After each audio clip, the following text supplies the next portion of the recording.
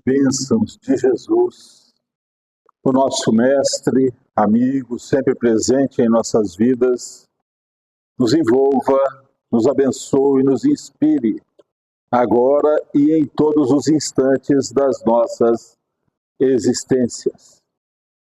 É com gratidão e carinho que, mais uma vez, nós nos reunimos nesta casa que nos acolhe, para relembrarmos os ensinamentos de Jesus, trazidos de volta pelas instruções dos benfeitores espirituais na codificação da doutrina espírita.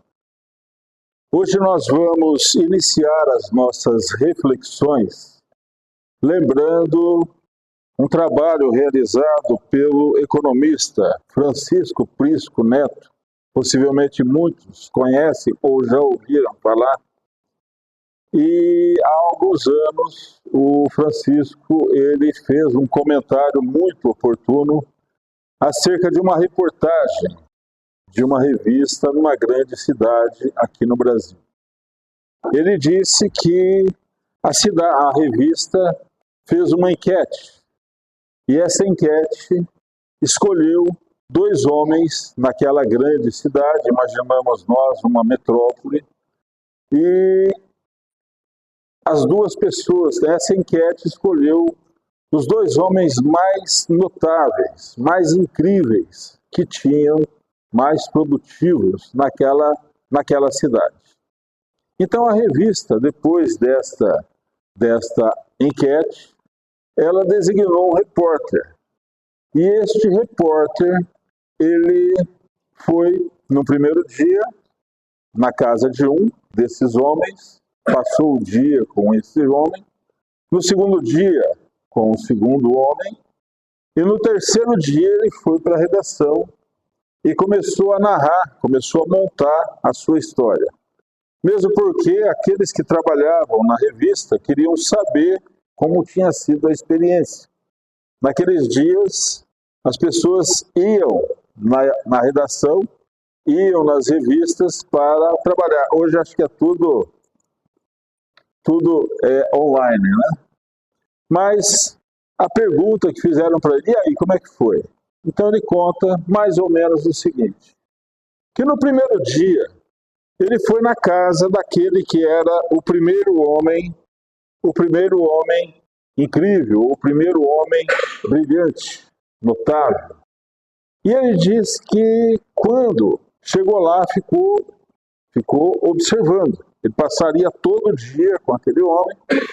Então ele percebeu que ele acorda de manhã, faz o seu exercício físico, uma alimentação balanceada, ele se prepara para encaminhar-se ao escritório, a empresa que fica no centro daquela grande cidade, e ali ele desenvolve o seu trabalho durante o dia. Tomou o café, a alimentação balanceada, exercícios físicos, e para ir ao trabalho ele vai de helicóptero. E foi com o próprio helicóptero, ele foi ele foi pilotando o próprio helicóptero. Quando chega na empresa, no escritório, um grande edifício, ele já participa de várias reuniões, ele falava fluentemente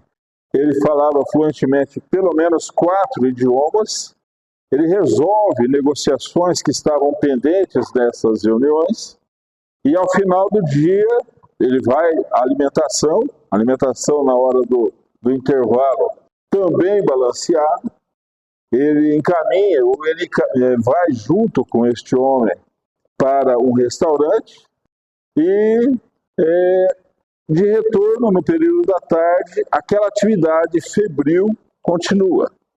E eles retornam para a casa daquele homem, e aí o repórter diz mais ou menos o seguinte: eu nunca tinha visto um homem tão incrível em toda a minha vida. No segundo dia, diz o repórter, eu fui para a casa do segundo homem indicado na enquete, em segundo homem incrível. E ali eu fiquei aguardando um pouco. Quando ele me atendeu, ele já sentou ali e começou a perguntar da minha vida. O que eu queria fazer da vida, o que eu almejava realizar na minha vida, se eu tinha família. Ele que pediu para ver uma foto da minha família, eu mostrei uma foto da minha esposa e do meu filho. Ele perguntou quais as ambições, o que eu gostaria de tomar no café da manhã, qual o alimento que eu gostaria. Eu fiquei meio constrangido, porque não fui lá para tomar o café da manhã, mas ele insistiu e pediu a alimentação a que eu havia constrangidamente me referido. E ficamos ali conversando mais um tempão. E aí ele falou, olha, hoje ele se preparou para ir para o trabalho. E aí ele falou, hoje nós não vamos da maneira convencional. A maneira convencional é que ele pegasse também o próprio helicóptero e fosse até o local de trabalho. Mas ele falou, hoje nós vamos fazer um negócio diferente. Você sabe dirigir carro? Sei. Vamos lá que eu vou te mostrar alguns carros. Então ele me mostrou a coleção de carros que ele tem. Carros maravilhosos, carros novíssimos, com tecnologia que eu não conhecia. Ele falou, qual carro você gostaria de pilotar, de dirigir? Para mim foi uma surpresa. Ele falou, não, mas eu não sei. Não, eu vou junto com você e vou te orientando. E eu falei lá um carro e ele falou, então nós vamos com esse carro aqui. E ele foi me explicando, me dando as dicas, como fazia, como funcionava o carro, como eu fazia para aumentar, diminuir a potência, até que chegamos no escritório, na empresa onde ele trabalhava. Como ele conhecia a minha história, ele já me apresentou a todas as pessoas com as quais ele teria reuniões durante todo o dia. E assim foi. Em cada encontro, ele me apresentava e falava das minhas ideias para o futuro, das minhas realizações. Na hora do almoço, do intervalo, ele falou assim, qual alimentação você gosta na hora do almoço? Eu, meio constrangido, falei lá, alguma falou, então nós vamos num restaurante que lá eles servem essa refeição a que você se referiu, este alimento. E eu, meio constrangido, fui. Voltamos e ele me apresentou a todos no restaurante, contou a minha história, voltamos, continuaram as reuniões, continuaram os trabalhos e no final do dia retornamos à sua casa e eu me senti, na realidade ninguém me fez sentir um homem tão importante como eu me sentia naquela hora. Nunca ninguém me fez sentir tão incrível como eu me sentia naquela hora. O primeiro homem era o homem mais incrível que eu havia conhecido. O segundo homem me fez sentir o homem mais incrível do mundo. Quando nós pensamos nesta história, que possivelmente muitos conhecem, nós nos lembramos da figura amorável de Jesus, o querido amigo de todos nós. Jesus esteve entre nós e os benfeitores espirituais continuam a sua missão, o seu messianato de nos orientar, de orientar a humanidade terrena. Allan Kardec, o codificador da doutrina espírita, na questão número 625, indaga dos benfeitores espirituais. Qual o tipo mais perfeito que Deus ofereceu ao homem para que lhe servisse de modelo e de guia? E a resposta é simples: Jesus, ou vide Jesus. Não houve na história da humanidade, não há na história da humanidade nenhum ser mais superior, mais perfeito do que o Mestre que esteve conosco. Quando nós olhamos a figura amorável de Jesus, nós vamos olhar o que os benfeitores, analisar o que os benfeitores espirituais nos trazem de notícia acerca de Jesus. Nós nos lembramos de uma obra de Emmanuel, através da psicografia abençoada do nosso querido Chico Xavier, onde Jesus, a Emmanuel diz que Jesus fala no livro A Caminho da Luz, tá? Jesus era, quando do início da formação do sistema solar, um dos espíritos puros da comunidade de espíritos puros que trabalharam a formação do planeta. Há aproximadamente, ou desde aproximadamente, 4 bilhões e meio a 5 bilhões de anos passados. Naqueles dias, no início, dentro daquela energia, ou dentro daquela nebulosa que trazia todos os elementos que nós encontramos hoje no planeta, que abençoadamente nos acolhe, Jesus era um dos espíritos puros, porque ele já era um espírito puro. Quando nós pensamos num espírito puro, nós vamos verificar a viagem que o espírito já percorreu, saindo das fases mais primitivas e chegando nas fases mais puras, ou na perfeição moral e intelectual.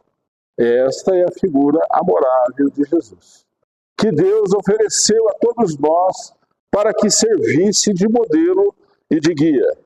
Então, este Espírito esteve nas atividades da formação do sistema solar. Dirige, juntamente com seus mensageiros, a formação do planeta Terra. Acompanha todas as fases da estrutura geológica e o surgimento, e acompanha o desenvolvimento da vida orgânica no nosso planeta. Tudo isso de conformidade com a lei divina, com a lei de Deus, nosso Pai.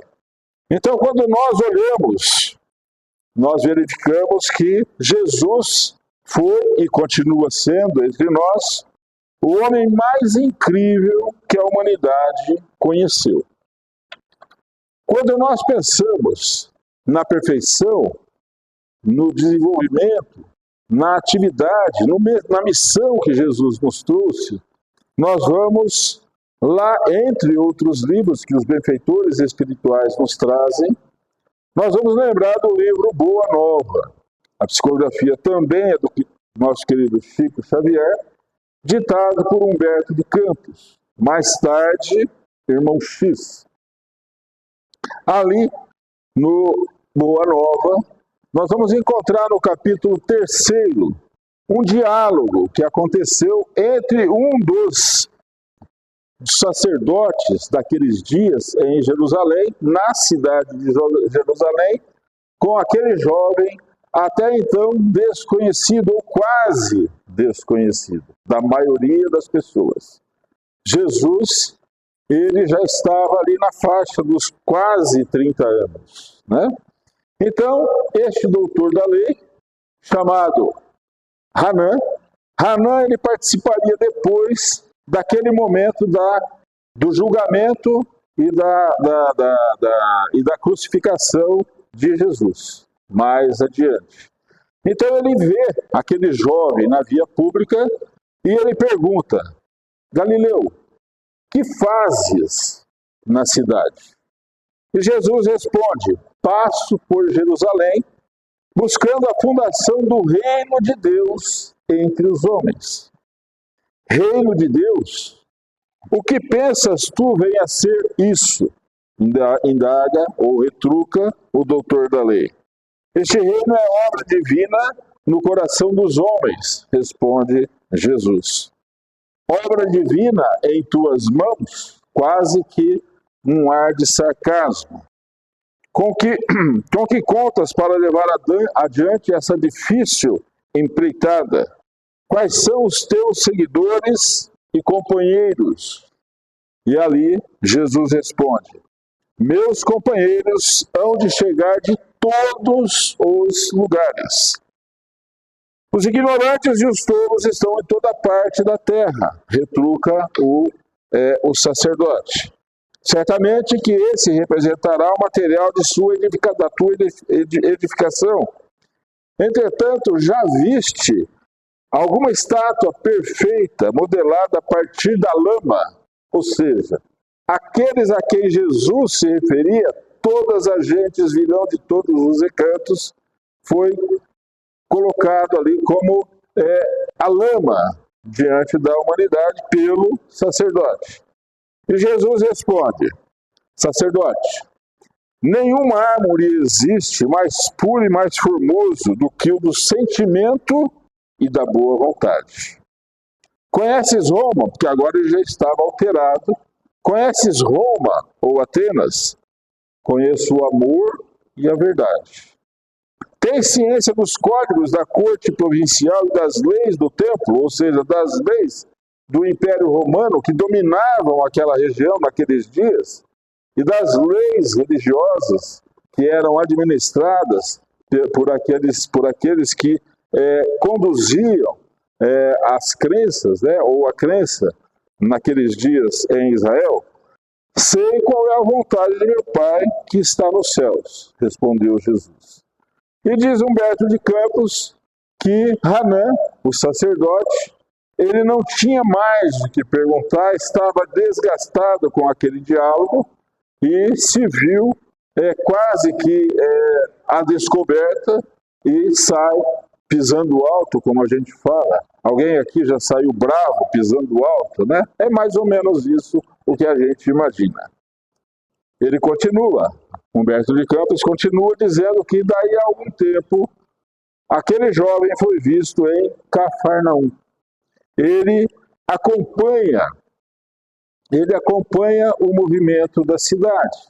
Aquele movimento que se baseava basicamente na pesca, era a atividade daquela cidade. Então, um dia, às margens do lago, ele convida 2 irmãos, Pedro e André. Pedro, é da vontade de meu Pai que venhas comigo para pescar almas, para a implantação do reino de Deus. Pedro não titubeia, larga o que está fazendo e acompanha Jesus. Ele caminha mais um pouco ali no lago mesmo e encontra mais 2 irmãos, Tiago e João. E ali convida da mesma forma e eles igualmente acompanham Jesus. Ele vai para uma coletoria. Levi, é da vontade de meu Pai que venhas cobrar os impostos para a implantação do reino de Deus entre os homens. E ali, Levi, que nós conhecemos no Evangelho como Mateus Levi, larga tudo, larga a coletoria e começa a acompanhar aquele homem fascinante, notável, inigualável. No final do dia, ele reúne 12 amigos mais próximos, que são aqueles que nós acompanhamos como os discípulos de Jesus.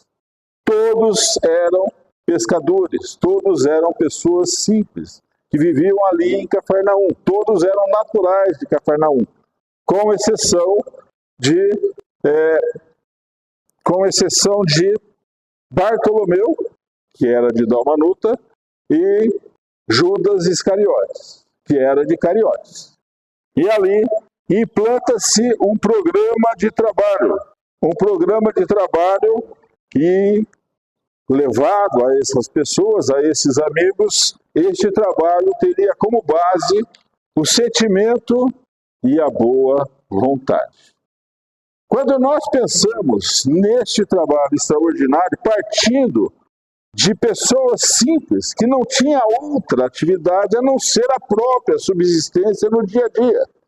As pessoas não conheciam, esses discípulos, não conheciam outras regiões, a não ser aquela região ali onde eles estavam circunscritos, com exceção de Judas, que tinha outras atividades como pequeno negociante. Então, nós nos lembramos do ensinamento de Allan Kardec. Allan Kardec, o codificador da doutrina espírita. Nós sempre lembramos que a lei divina é uma só. A lei de Deus, nosso Pai, ela é única. Ela é num patamar que nos envolve a todos. A lei divina é uma só, mas para fins didáticos, Allan Kardec ele subdividiu a lei divina em 10 leis. E ali no livro 3 do Livro dos Espíritos, nós vamos encontrar as leis morais. essas 10 leis morais subdivididas por Allan Kardec para fins didáticos, porque a lei divina é uma só.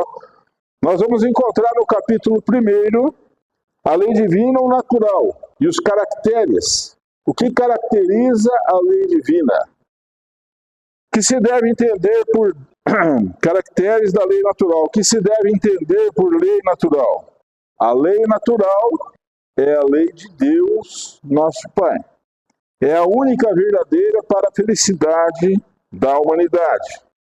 Indica-lhe o que deve fazer e o que não deve fazer. E só a humanidade é infeliz ou feliz ou infeliz quando dela se afasta.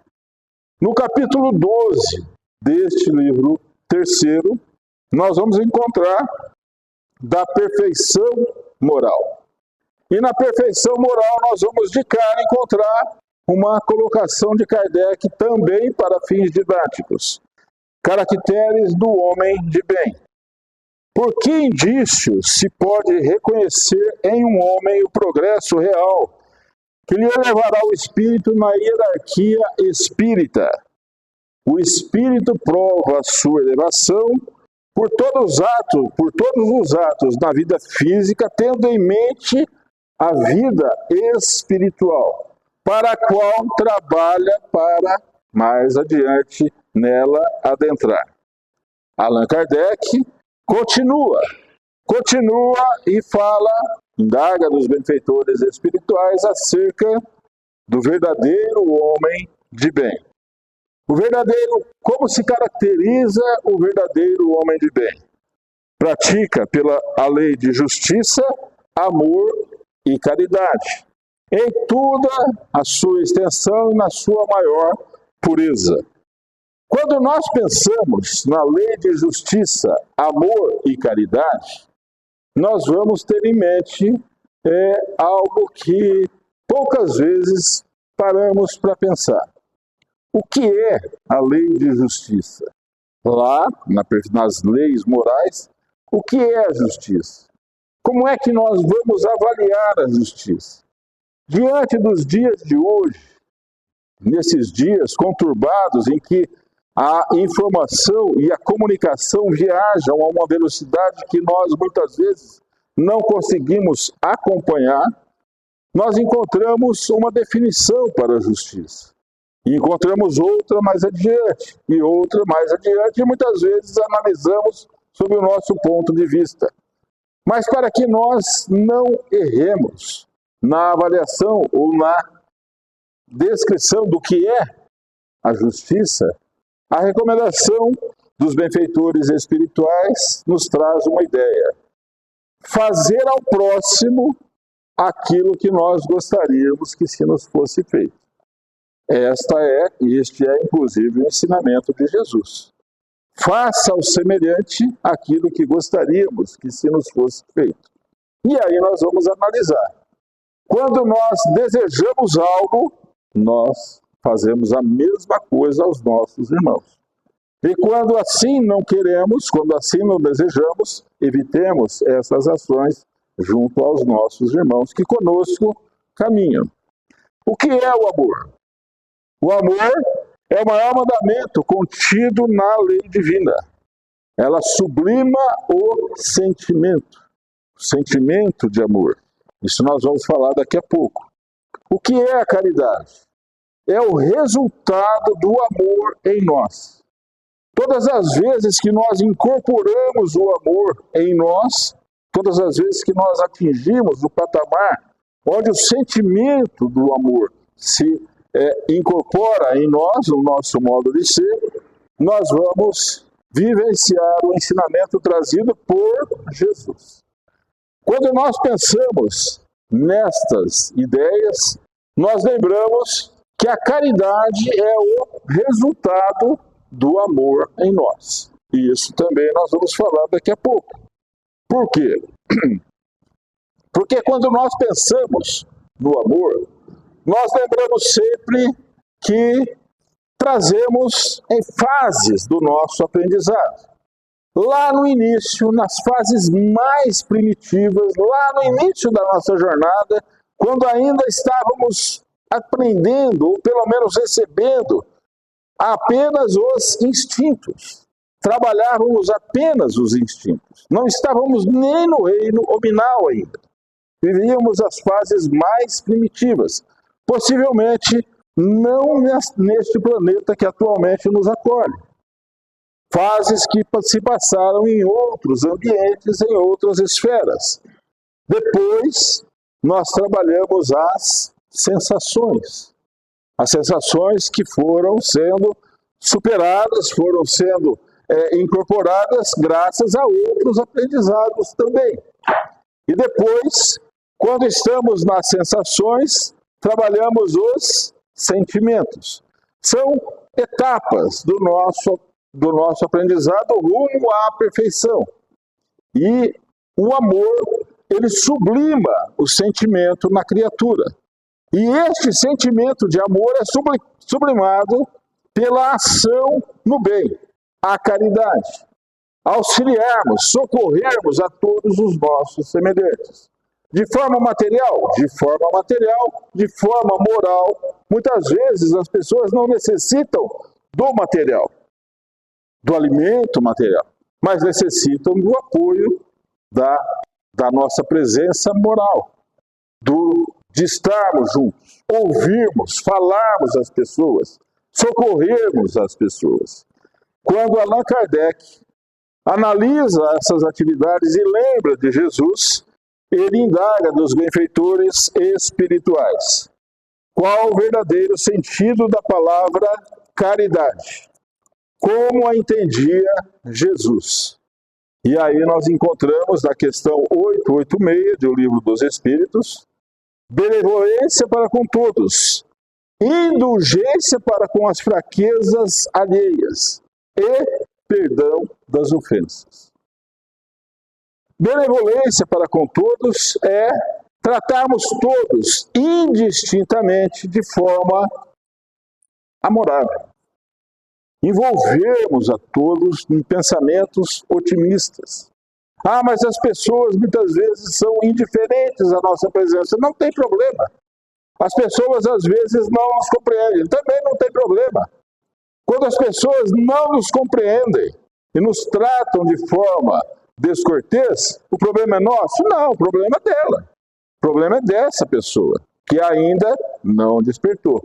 Mas nós, que somos aprendizes da doutrina espírita, não podemos nos deixar envolver por esse tipo de atividade, por esse tipo de conduta.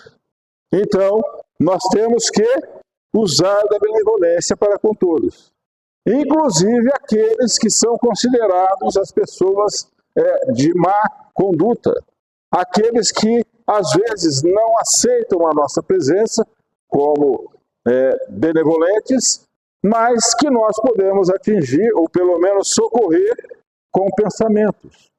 Pensamentos salutares, pensamentos benevolentes, pensamentos otimistas, que as envolvem, pela energia que esses pensamentos espargem.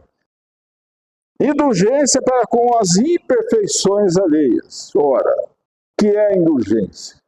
É quase que reconhecendo que todos somos falíveis. Todos temos altos e baixos.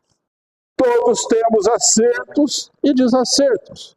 E sendo assim, nós também erramos. Se nós erramos, nós precisamos da indulgência, da nossa indulgência para com as fraquezas alheias, porque precisaremos da indulgência de Deus, nosso Pai, para com as nossas próprias fraquezas. E isso é algo que não significa troca, não, significa conduta. Conduta que nos dá paz de consciência. E o perdão incondicional das ofensas. Quando nós atingimos esse patamar, as pessoas que porventura queiram nos ofender, ou nos ofendem de forma consciente ou inconsciente, não obtêm êxito. Por quê? Porque as coisas passam de forma quase que despercebida. Você viu o que aquele cara falou para você, ou que aquela pessoa falou para você? Não, nem percebi. E isso por quê? Porque nós não vamos dar valor, ou pelo menos dar mais valor àquilo que não nos faz crescer interiormente. Quando nós pensamos nessas ideias trazidas por Jesus, nós lembramos daqueles que ele assistiu, se aproximou e envolveu nas suas vibrações amoráveis, no seu manto de perfeição, e essas pessoas tiveram as suas vidas modificadas. Nós vamos lembrar ou relembrar aquela história do publicano, o cobrador de impostos, Zaqueu. Zaqueu, o cobrador de impostos, na cidade de Jericó, ele era odiado na cidade de Jericó. Por quê? Porque ele cobrava impostos? Não. Muitos que pagavam impostos nem conheciam Zaqueu. Mas Zaqueu era odiado por aqueles que concorriam com ele nas astas públicas, nos leilões públicos, para ver quais as fatias dos impostos poderiam ser cobradas. E ele participava desses leilões, promovidos pelo Império Romano. E ele tinha a experiência. Como ele tinha experiência, ele vencia esses leilões. Vencia esses leilões e ele era odiado por aqueles que concorriam com ele naqueles leilões. E esses faziam com que as outras pessoas também tivessem uma ideia negativa dele. Então, Jesus ia chegando em Jericó. Zaqueu ouviu falar de Jesus. E por alguma razão, Zaqueu quis conhecer Jesus. Quis conhecer Jesus e foi tentar ficar à margem do caminho para ver se a hora que aquele homem passasse, ele visse. Ele não conhecia. Ouviu falar, queria conhecer. Mas Zaqueu era de baixa estatura. Gordinho, mais ou menos, assim, talvez mais. Então não dava para ele, Eram pessoas um pouco mais altas. E aí o que ele fez? Sobe numa árvore, diz o Evangelho que ele subiu num sicômoro, Aquela árvore que tem as raízes descendo ali, os galhos, que vai para vários recantos, aqueles galhos dele, ficou ali de camarote, vendo Jesus chegar em Jericó. Quando Jesus, acompanhado pela multidão, conversava com um, conversava com outro, atendia outro, porque Jesus atendia as multidões. Ele curava os enfermos, diminuía as aflições, renovava o bom ânimo. Então todos buscavam Jesus naqueles dias. E quando Jesus passava por baixo ali da árvore, Jesus para e por acaso olha para cima e diz mais ou menos o seguinte: Zaqueu, desce daí. Me apraz hoje pernoitar na tua casa. Primeiramente, Zaqueu não conhecia Jesus. Jesus nos conhece a todos. Nos conhece a cada uma das ovelhas que o Pai lhe confiou. E nos conhece individualmente pelos nossos nomes, pelas nossas ações. Por isso ele chama Zaqueu pelo nome. Zaqueu, desce daí. Me apraz hoje pernoitar na tua casa. Zaqueu desceu quase caindo da árvore e saiu correndo para organizar a recepção a Jesus. A recepção se deu quando o mestre chega na casa de Zaqueu, acompanhado de várias pessoas. Entre essas várias pessoas estavam alguns dos discípulos e alguns dos doutores da lei naqueles dias. E os discípulos e os doutores da lei imaginavam, se Jesus, que tem uma visão além daquilo que nós podemos imaginar, será que ele não conhece esse publicano?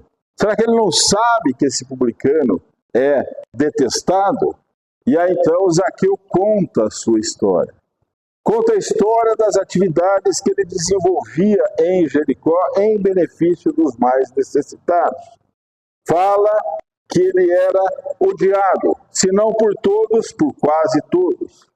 E Jesus ouve atentamente.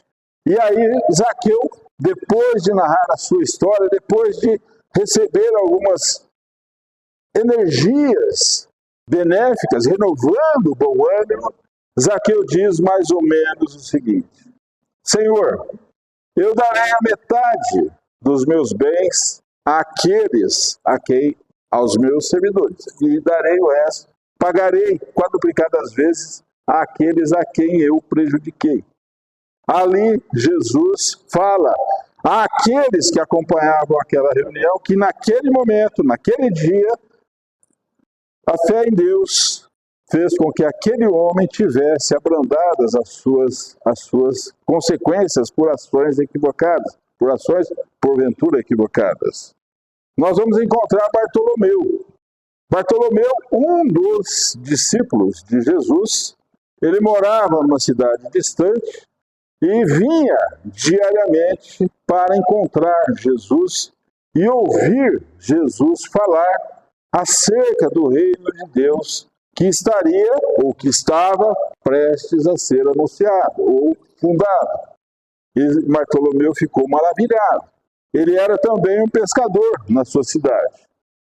Fazia suas atividades junto com os familiares, o pai e os irmãos. Como ele saía, ele acordava de madrugada, fazia pesca, saía depois de cumpridos os seus deveres. Ele ia para Cafarnaum para ouvir e acompanhar Jesus ou onde Jesus estivesse. Por isso, ele era criticado pelos familiares, o pai e os irmãos. Mas, um dia, numa das vezes em que ele esteve frente a frente com Jesus, Jesus, com o seu psiquismo superior, conhecendo todos os problemas e todas as virtudes também daqueles que acompanhavam o seu messianato, começa a falar particularmente a Bartolomeu. E faz com que o discípulo reconheça que as atividades nobres muitas vezes são objeto de crítica, são objeto de incompreensão. Por isso que ele não se deixasse abater e que ele não cultivasse nenhuma animosidade com os familiares. Porque, ensinava ali, os familiares são aqueles com os quais nós temos os compromissos, muitas vezes trazidos de outras épocas, e merecem a nossa atenção no nosso trabalho de recomposição. Nós vamos encontrar Maria de Magdala, a mulher considerada equivocada. Maria ouviu falar de Jesus. Ouviu falar de Jesus e um dia vai encontrar-se com Jesus. Tem a sua vida modificada naquele encontro memorável. E a partir daí ela muda de vida. Passa a acompanhar Jesus. Passa a acompanhar Jesus nos seus memoráveis discursos, nos encontros que ele tinha, até com a multidão e com as pessoas, individualmente, e até aquele momento lamentável da crucificação. Nós vamos encontrar Simão Pedro, o discípulo desde a primeira hora, que absolutamente não tinha ideia do que ele poderia realizar. E passa a ser o dirigente, aquele que presidiria o apostolado em formação, ou seja, aqueles outros discípulos que o acompanhariam. Nós vamos encontrar a figura de Paulo de Tarso, o doutor da lei. Saulo sai de Jerusalém, vai para Damasco, para aprisionar aqueles primeiros cristãos. Quando às portas de Damasco ele vê algo que muda completamente a sua vida. Aquela luminosidade que se faz presente e que toma a forma humana. Aproxima-se dele, ele agora caído no solo, pergunta simplesmente: Senhor, quem és tu? Saulo, Saulo. Quem és tu, Senhor? Eu sou Jesus, a quem persegues. Que queres que eu faça, Senhor? Era essa a colocação. Nas palavras de Emmanuel, ele, Saulo de Tarso, comporta-se como um general vencido diante daquele homem que ele não conhecia e que agora, diante dele, via que era além daquilo que ele tinha imaginado. muda completamente a sua vida. Passa a ser Paulo de Tarso, de Saulo para Paulo, e passa a ser um dos discípulos, graças a quem nós, no Ocidente, conhecemos a mensagem de Jesus. Porque, se não fosse Paulo, certamente a lei divina, Jesus, os seus mensageiros, providenciariam outras formas daquela mensagem morredora chegar até nós. Mas foi até Paulo, graças a Paulo que isso aconteceu. Nós vamos encontrar a figura do centurião, que um oficial do Império Romano busca o concurso de Jesus para a assistência ao seu servo fiel e torna-se um dos divulgadores da mensagem do Mestre. Muito embora continuasse sendo um oficial do Império Romano naqueles dias que dominavam aquela região. Ainda que não soubessem, essas pessoas, elas se tornaram homens incríveis, que serviram à mensagem de Jesus. Quando nós lembramos daquelas narrativas iniciais que nós fizemos, o primeiro homem era o homem mais incrível que o repórter tinha conhecido. O segundo homem fez com que o repórter se sentisse o homem mais incrível do mundo. O que muda o mundo não são os homens incríveis. O que muda o mundo são aqueles que despertam nas pessoas o quanto as pessoas são incríveis. Tenhamos isso em mente, que o Mestre Jesus nos abençoe a todos. Muita paz.